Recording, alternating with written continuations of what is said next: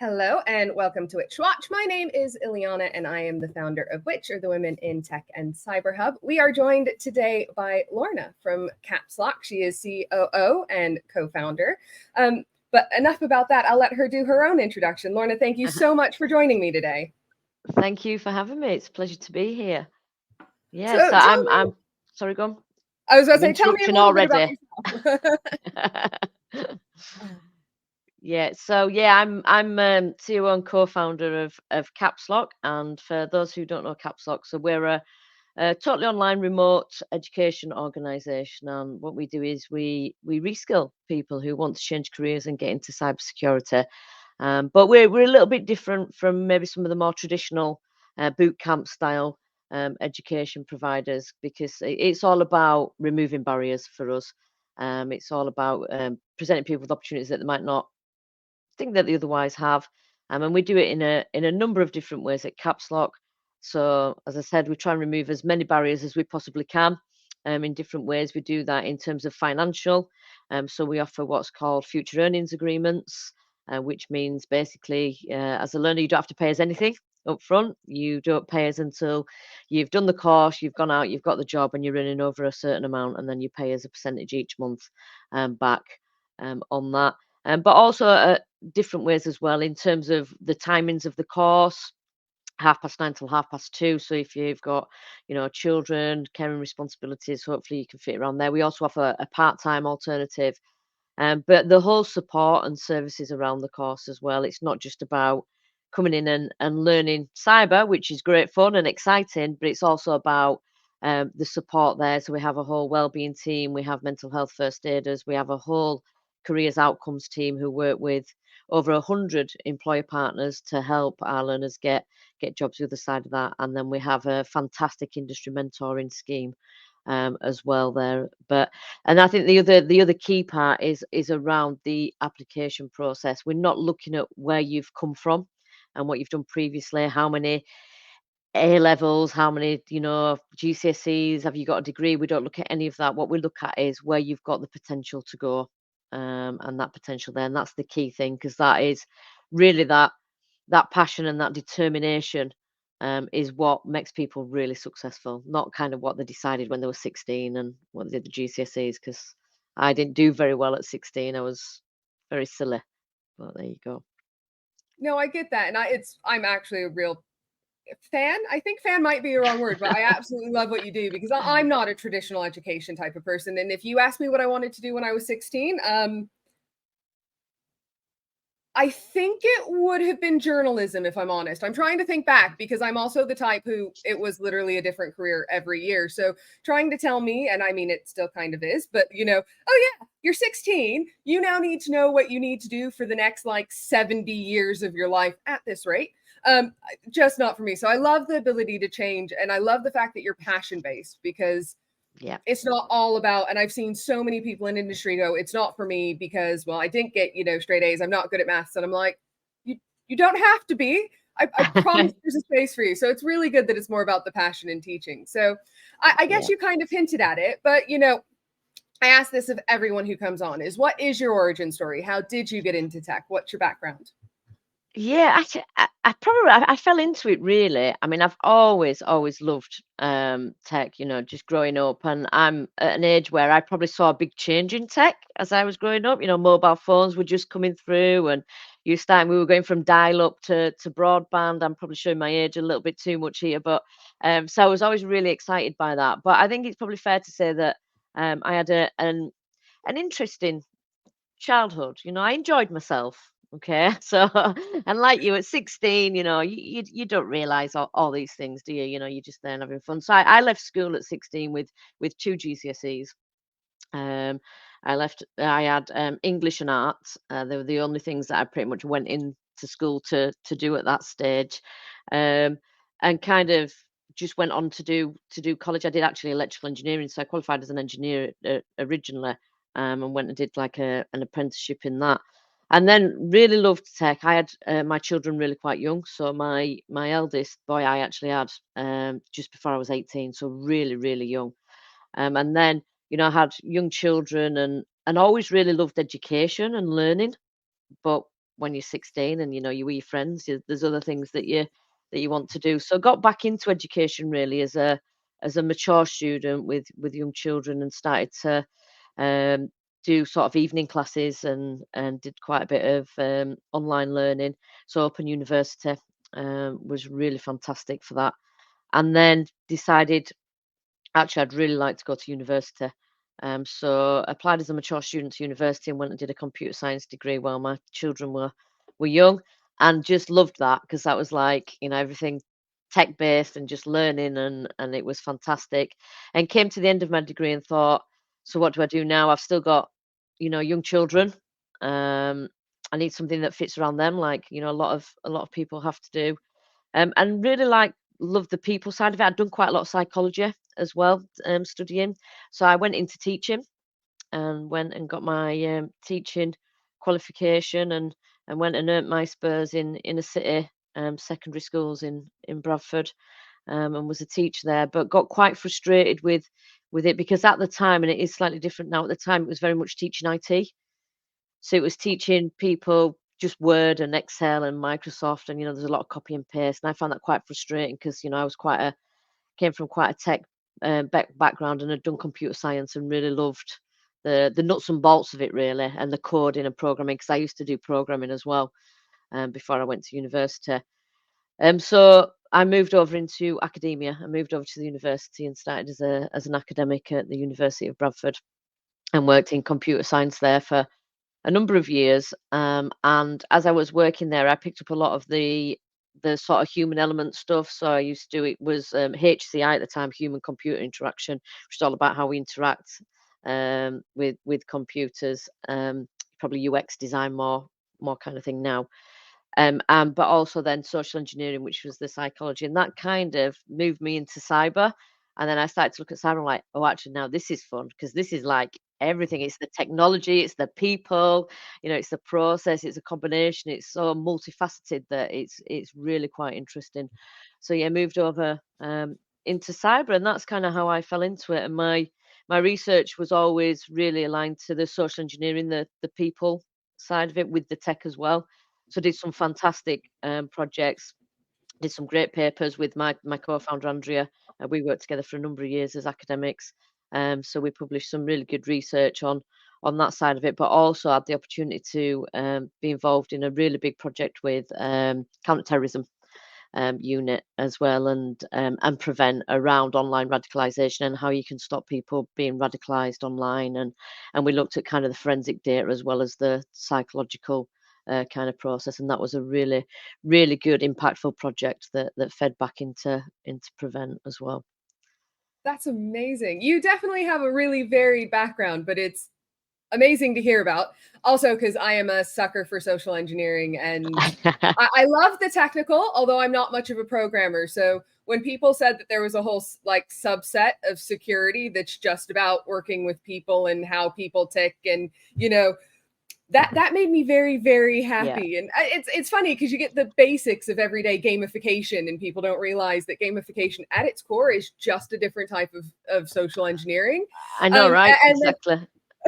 and then how it all works in. So no, I absolutely, absolutely love how varied your background is because it really shows that you especially can do everything, which I think leads really nicely on to what would you say your superpower is? What makes you tick? What makes you unique and good and great? Because I just heard like 100 things. So Oh, superpower. I don't think I've got a superpower.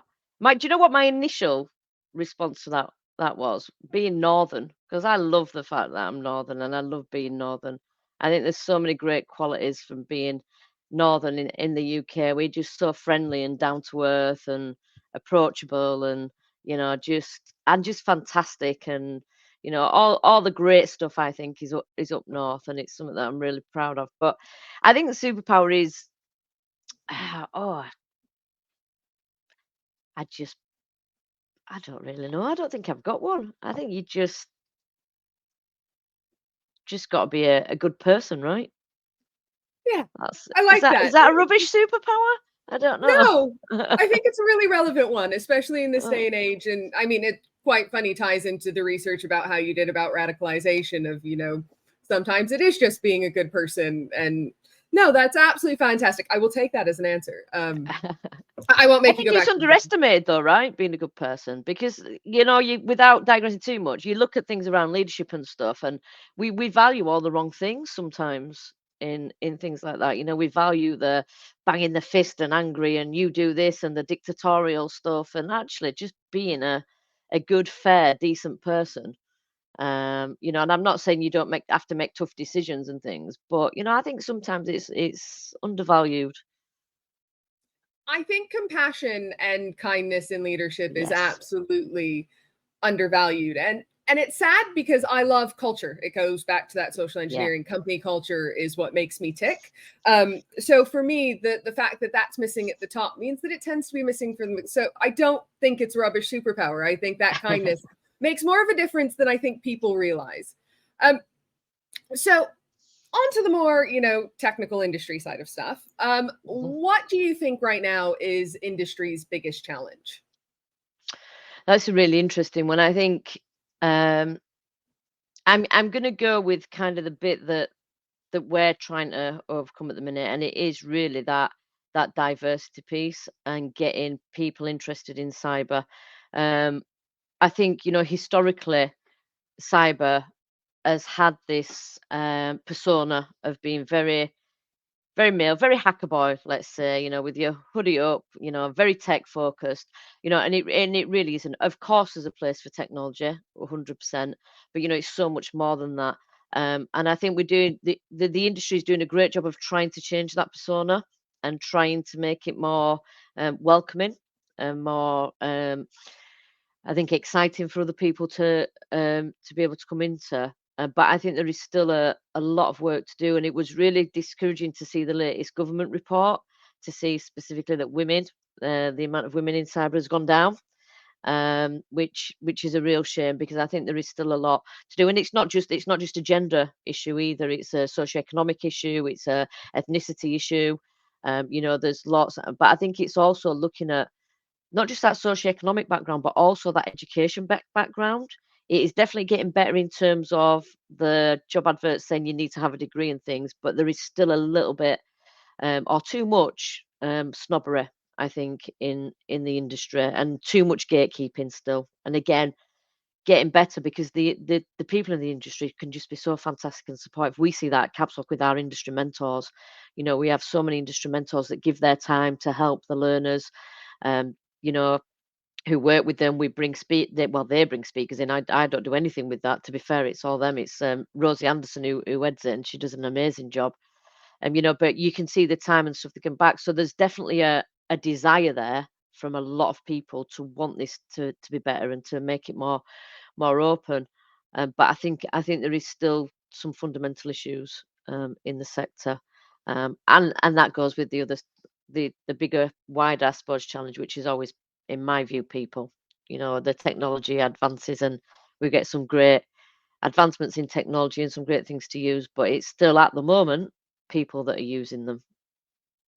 I love that So because it echoes something that I say quite a bit of I think because tech moves so fast that we expect people in tech to move as fast, forgetting yes, that it's the same problems that we've had for a while and we just expect that they'll automatically fix themselves because look at all this technology and what we're doing is yeah, so amazing and so breakneck.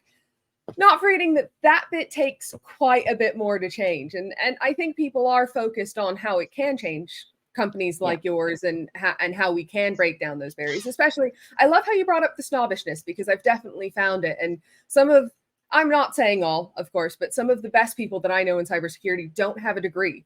They're yeah, self-taught absolutely, because they have a passion and to watch them get barriers thrown up because they don't have an education even though they're not always more knowledgeable, but they at least have the mindset and the problem solving skills and they know the tools to get like the door shut is really sad when you yeah, know how good they actually are. And I have actually, I can echo you, seen that change of we're starting to get away from that. I just wish it would be a bit faster.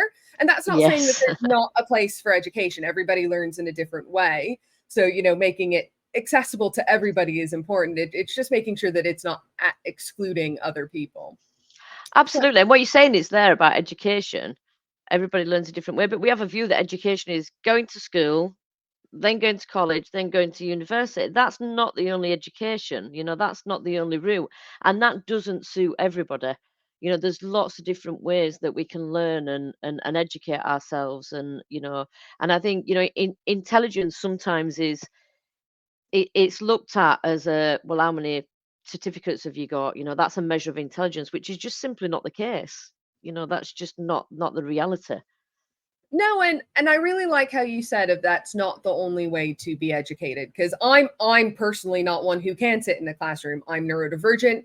You put me in front of a lecturer for an hour, it's painful. Like Mhm. physically, I tried going to university multiple times. So we were talking a bit before the call about the difference between the US and the UK education system, and that I actually find in the UK that there are more routes for education here for the boot camps and the hands-on, which for me and people who tend to be neurodiverse, which I think the tech industry has a ton of, because it Yeah, fundamentally at a base level fits their personalities, their needs, their wants for a job quite well. yeah, Breaking down the barriers that aren't necessarily neurodivergent friendly are really, really important to me. So yeah. we've been talking a lot about, how we are breaking down barriers about getting into tech. But when someone is entering tech, what do you think what bad advice do you think is given to people just starting out? Um, I think some of it is around the working and the exams and the education, the certificates. You've got to tick all these boxes and get all these, certs, and you've got to work, I don't know, 80 hours a week to be able to do this. And I think that's not only bad advice, I think it's quite damaging. Because I think that culture anyway is damaging. You need to have that good culture in a business, as you rightly said. Culture is absolutely, fundamental. But I think a lot of the time it's around, well, you've got to be better than everybody else. You've got to work really hard. I'm not saying you don't have to work hard, right? And that's not what I'm saying. Of course you've got to try and you've got to work hard, but you don't have to be doing 80 hours. Cyber does not have to be your whole life for you to be successful in this. I love cyber. I've worked in cyber a long time. I've got a business getting other people into cyber. I love it, but it's not my whole life. I have children. I have friends. I have family. I have other interests outside of cyber that I want to do. And I think when you're advising people and saying that they've got to, you've got to do this, and you got to do it yourself as well. You've got to go and you've got to go through all these thousands of resources and try and figure out this whole bloody, area of how which certs are the best ones to get in which area, and it's just simply not true. It doesn't have to be that difficult. And I do think that people like it to appear difficult sometimes. Some people like it to appear difficult sometimes, because then they can feel very special that they've made it and others are haven't. And I think that's where the gatekeepery stuff, for me, is still there too much, and needs to stop, because it doesn't need to be that. You can you of course you work hard, and of course you've got to be passionate and determined, and love what you're doing. Or not, actually, I don't suppose everybody loves the jobs. Hopefully a lot of people do. But you have got to work, but it doesn't have to be your whole life. And you don't have to burn yourself out doing it either. I think that's really important. And I do have to say, I think you're right about the certs and cybersecurity, especially. I don't think there's a worse industry. And I'll say this, and I might get a comment or two, but I really don't think there's a worse industry for like after education certifications, if that makes sense. I get Yeah. but after the degree, how many, and I love seeing it. And you can see, and it is something to be proud of. You've worked really hard to do that. It's just, I know how much time and honestly money that those Yes. certifications cost. And it's the money bit that kind of bothers me, because like you were saying, you try to break down those barriers. Well, those certifications are, sometimes up to a couple £1,000 per certificate. That not Yeah. everybody, even if they're in cybersecurity, can afford that. So it's really nice to see that. I hope that we go away from those who want to can, but it's not something that's, needed at the end of the day. Yeah, So absolutely. after all this doom and gloom, because I realize that I always ask the negative questions at the beginning. But Fair. what is something that you're excited about in cyber? What's something that you're looking forward to in industry? What gets you up in the morning and gets you excited? Oh, just so much. The whole the cyber for me is there's always something new. Um, but do you know what I really love about cyber? There's the new technologies. There's always something exciting to learn. Whenever there's any kind of new advancement, really in general in general society, cyber's got to be there because let's be honest, when anything's new and advanced, and even if it's for good, somebody's going to try use it for bad, right? So cyber's there to, we're trying to protect that and protect businesses. But I think it's for me, it's exciting because it is so multifaceted and there are so many different elements of it. So you're always learning something new. You're always looking at something new. I think some of the technologies that are coming through are fantastic as long as we understand that the technologies, so they're there, you know, um, to help, not to solve all our problems, but to help. I think the AI is really interesting. For me, how do we look at that? How do we look at securing that? AI for me is really interesting anyway, and I used to do quite a bit of work in AI when I was back at the uni. Um, because if we ever get true AI, then we're all screwed, quite frankly. We're all running for the hills. So, but and it's not as new as people think. To be fair, it's been around a long time, but it's starting to really emerge as this new thing. So that's really interesting for me to see how that impacts at what companies do with that. And again, it is just another technology. So if you look at it like that and address it as like that, it's not really a problem at the moment. But I think there is just so much, but also exciting to see the culture in cyber starting to change. And like you, I don't think it's fast enough. I'm a little bit impatient with it, but it is exciting to see that change. And I've been in cyber over 15 years, and it is an incredible change actually in the last 15 years, to see that. So I'm excited to see that continue. And um, but for me, it's every day. If I'm in the classroom, and I don't get in the classroom as much as I used to, unfortunately, but when I'm in the classroom, these people coming from such diverse backgrounds, the the solutions that they bring are just so exciting. I've worked as a consultant in cyber. I did it alongside academia, and then when I left academia, I went and worked as a consultant for a number of years. And some of the things come up with, it's like, that's amazing. I will absolutely use that. I never even thought of it that way. So I think it's things like that that really excite me. That continuous learning and developing and getting our hands on with the tech. And I don't get as much time to get hands on with the tech as I used to as well, which I need to make time to do because I really love the tech side of it as well. I definitely get that because I think once you found a company, you get so wrapped up in it that it's great and it's not a problem. You're really passionate about what you do, but I find the same problem of I literally put an hour every morning while I drink my coffee so I can, read all the TLDRs that come into my inbox or, Yeah. I hate to say it, browse. Is it Twitter, X? I don't know. 'Cause Whatever he's calling it today. I was about to say whatever it is today because I do love the cyber community on it, and I do want to touch on something from a personal thing that you've said a couple times about the community in cyber, and I Yeah. absolutely find that I think it's something that would shock people who aren't in cyber technology, but especially cybersecurity. I run a Yeah. conference. The amount of help and people who want to be here doing it is amazing. Like, Yeah. I think cybersecurity does have a really bad reputation. You get the guy in the hoodie and the antisocial person who lives in the basement. Sorry for saying his, but yeah, Yeah. stereotypes. I'm going to lead into them. And that's not what you get when you come into industry. It's if you have a problem with something, you can go ask literally, and 1,000 people will answer. It is one of the friendliest, most helpful communities Yes. as a whole that I've ever found, which is something that absolutely amazes me for someone who has such this stereotype of being unfriendly and unhelpful. Um, Yeah. No, 100% is. Yeah, there's some fantastic people, fantastic support out there. But it's knowing where to go for that, isn't it?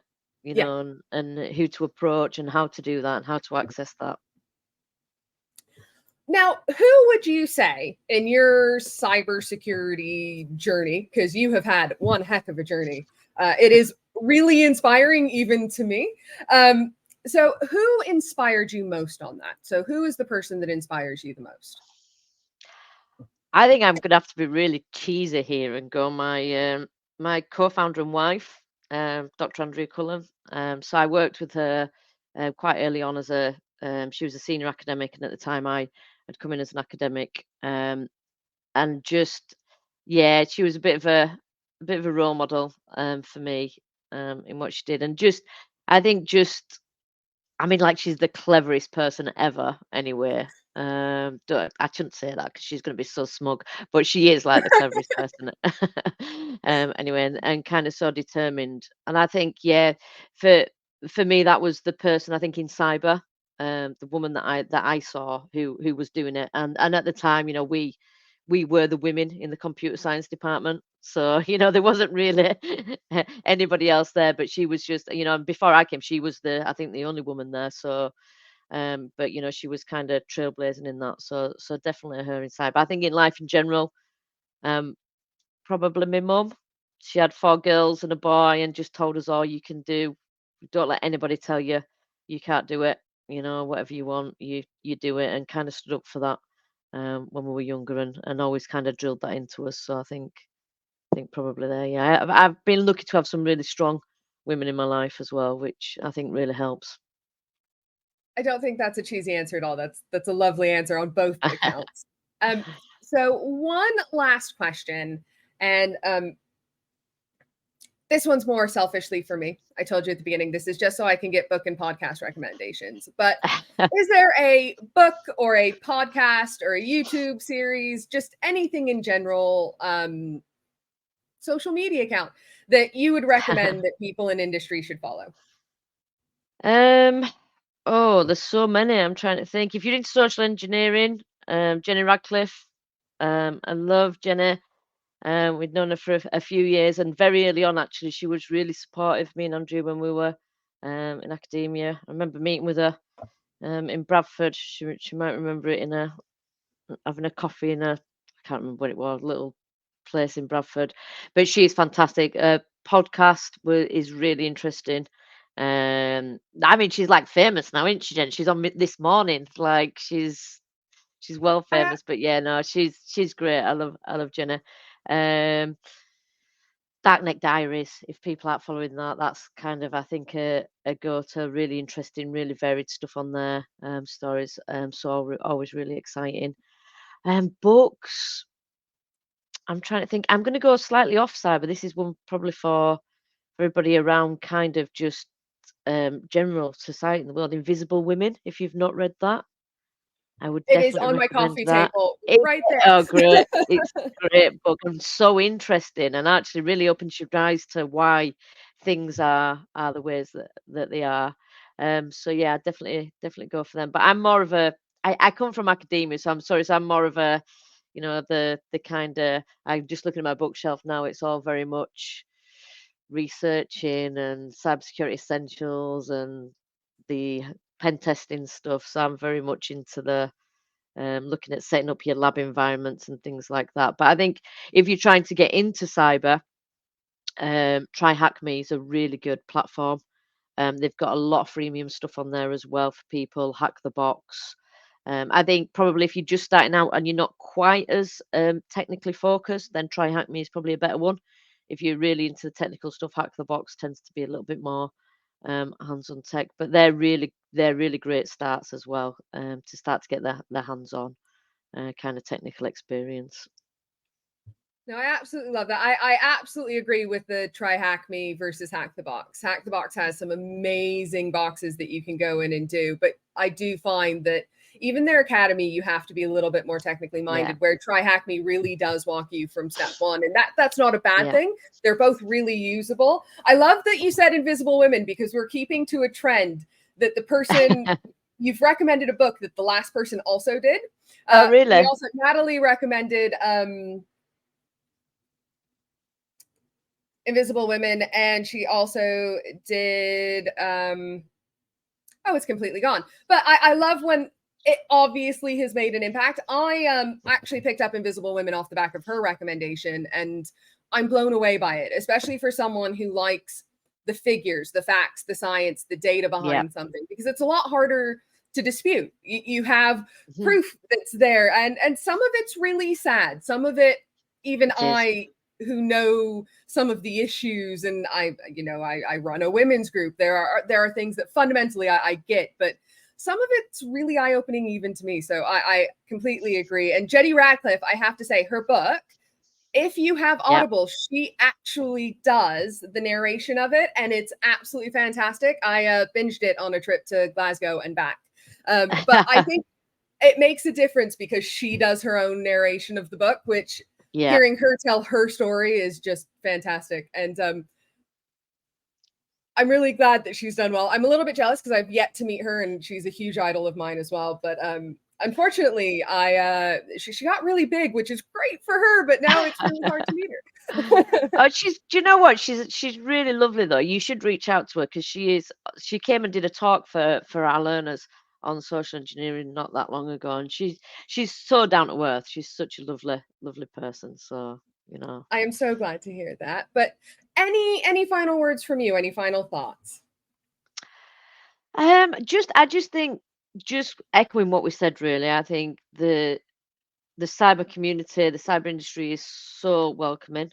You know, it is inclusive, it is getting better. I'm not going to sit here and say it hasn't still got problems. Of course it has, you know, but you know, like we both said, it needs to move a little bit faster on some of those.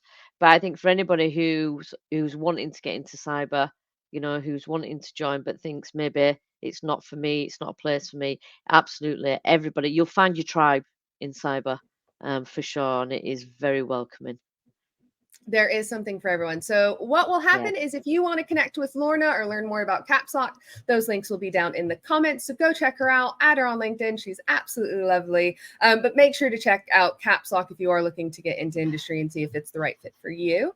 Thank you so much, Lorna, for joining us Thank and giving me you. your time this afternoon. Thank you for having me.